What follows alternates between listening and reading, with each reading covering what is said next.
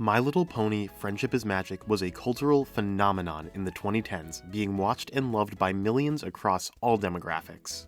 The show was beloved, and for good reason, but it's not like they hit it out of the park on the first attempt. There were 3 generations of MLP prior to FIM that did well in their own regards, but in today's video, I want to delve into the development process of the 4th generation, specifically how Friendship is Magic came to be.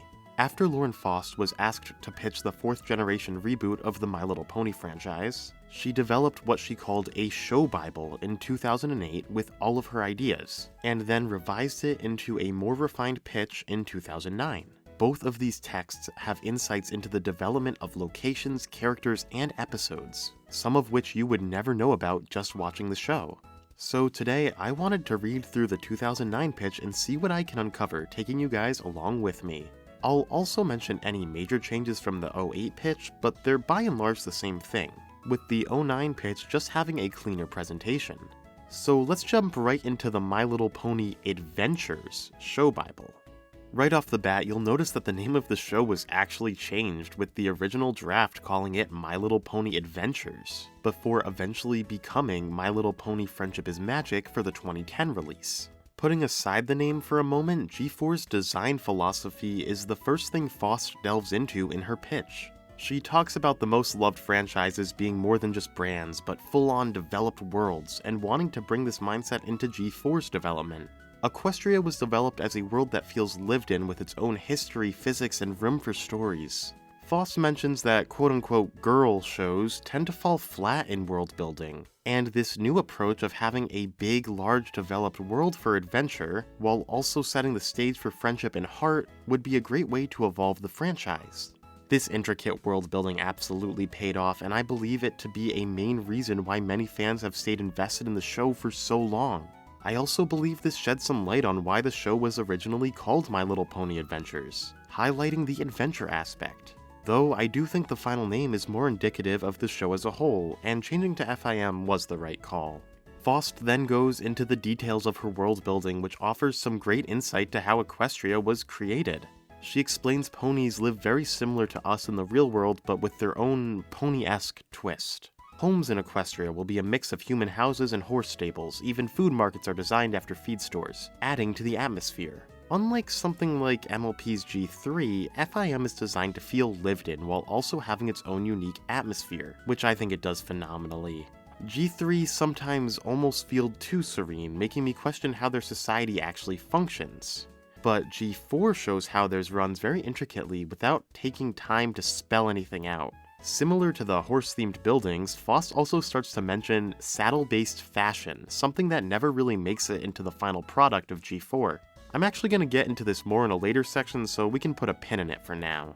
Continuing on with the world building, Faust explains a key difference of the ponies' world compared to ours is that they themselves keep their world moving, raising the sun themselves, changing the weather and seasons, and so on. The culture, festivals, and holidays of their species revolve around this premise.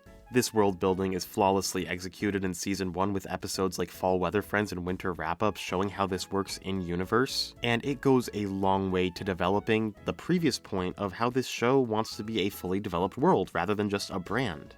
Also in this world building section of the pitch, mainly the 2008 pitch, it's mentioned that the village of Ponyville was originally called Philadelphia. This name would eventually make cameos in the series itself, being mentioned as a location by ponies, but the actual place is never explored in the show itself. Overall, not much of the world building was changed between pitch and the final show though, with Faust's thought processes being very well spelled out and leading to a very easy transition onto the screen. The next sections of the pitch did end up being tweaked quite a bit, so let's take a look at the ponies that never quite were.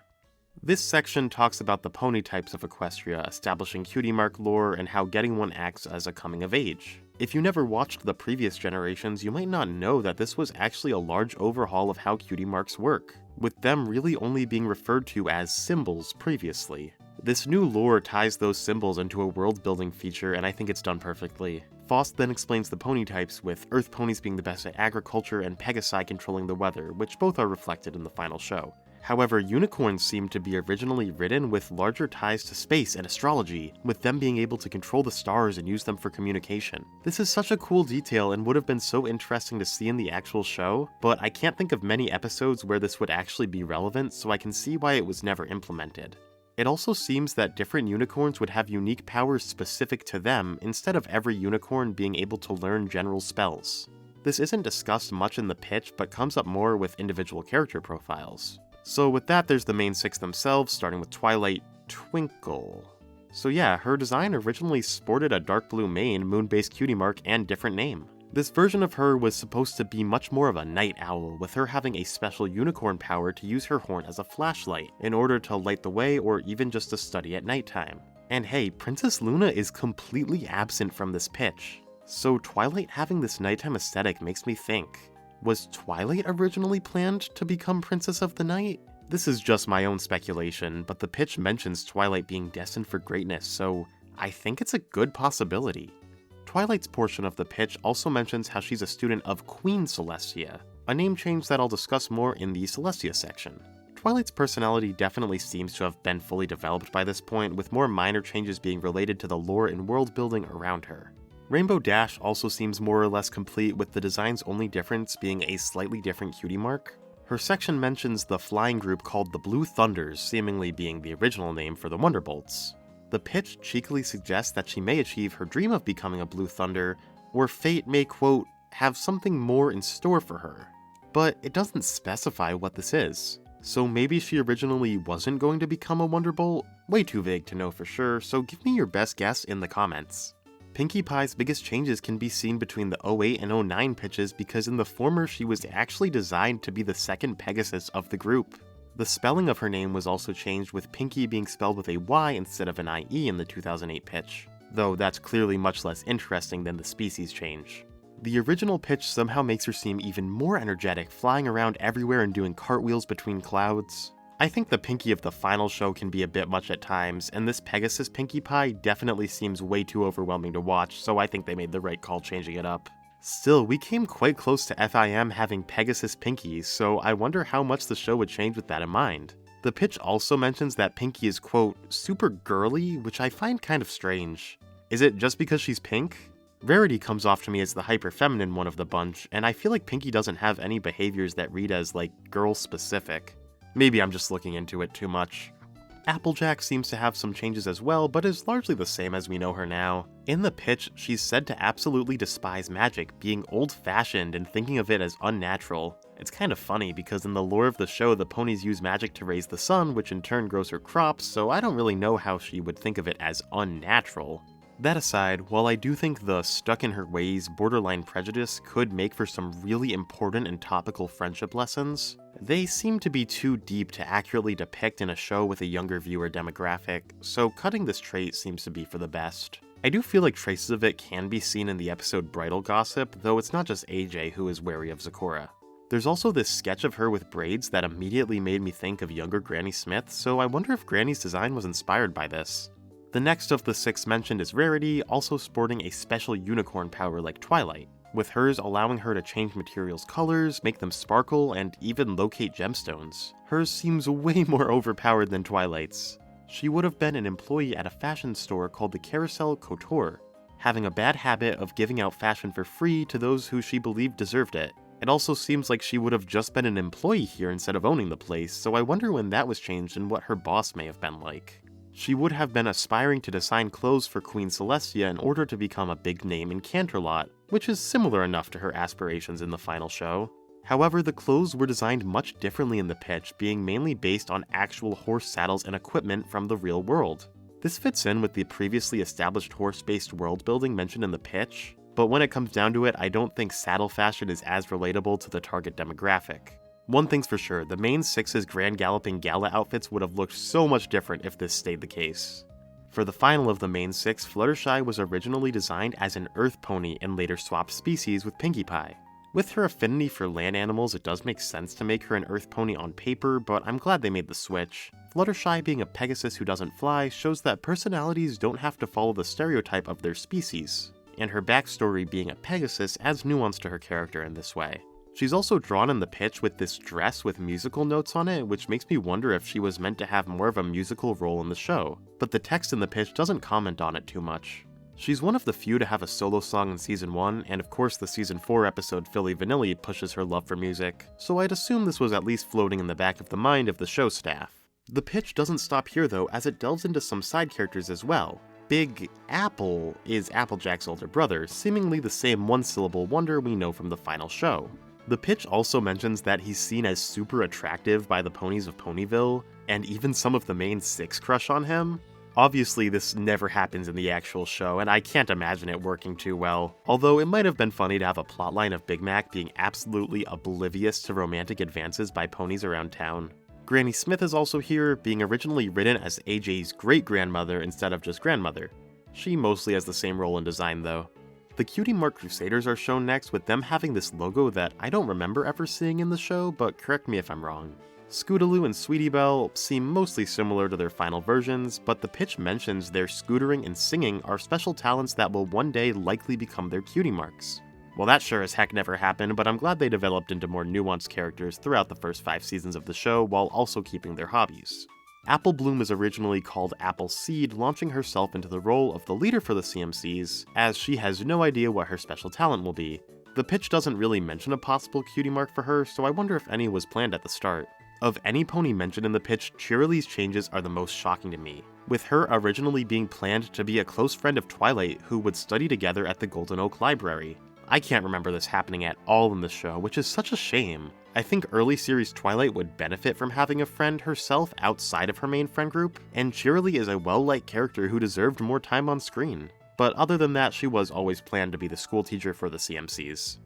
Queen Celestia is also briefly mentioned, being the sole ruler with no Luna in sight. I've heard several fan interpretations of why she was changed from a queen to a princess, but there's nothing specifically mentioned here.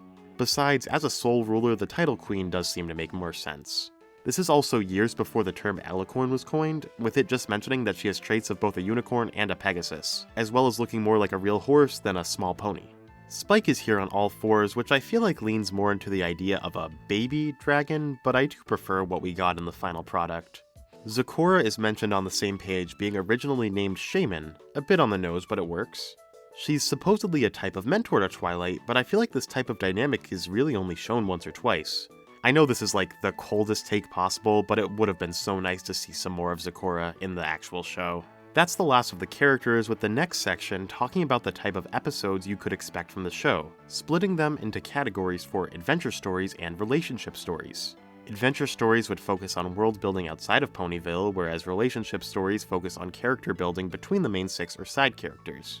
Pretty much every Friendship is Magic episode ends up falling into one or both of these categories, so I like that we can see where the design philosophy stems from. There are some sample scripts from each, with some adventure stories being episodes like Dragonshy and A Dog and Pony Show remaining mainly unchanged from the final episodes. There are 2 sample adventure stories that never happened though, which really piqued my interest. Nothing Born to Sea would focus on the introduction of sea ponies, where the main 6 team up with them to fight a kraken.